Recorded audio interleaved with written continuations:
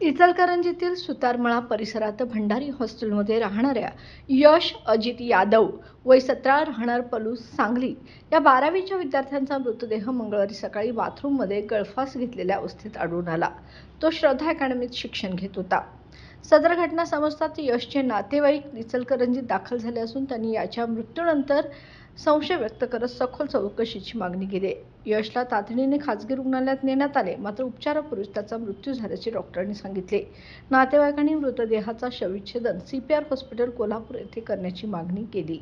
दुपारनंतर संतप्त तरुणांनी श्रद्धा अकॅडमीवर हल्ला करत दगडफेक केली, काचा फोडल्या व पोस्टर फाडले।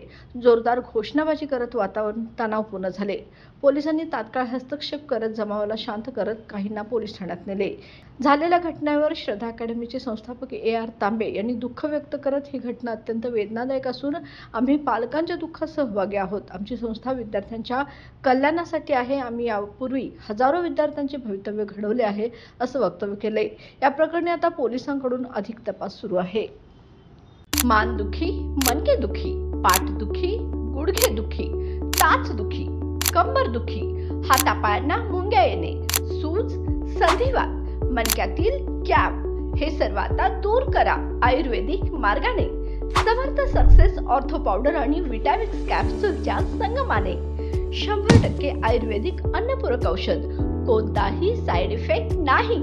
सांगितल्या पद्धतीने आणि पथ्य पाळल्यास 5 ते 7 दिवसातच आराम। संपूर्ण भारतात कुरिअर सेवा उपलब्ध। तर मग आज संपर्क करा 9168507286 वर। कोल्हापूर आणि आसपासच्या भागासाठी डिस्ट्रीब्युटर नेमणे, तर मग संधीचं सोनं करा। समर्थ सक्सेस ऑर्थो पावडर, विश्वासार्हता आणि परिणाम यांचा अनोखा मिलाफ।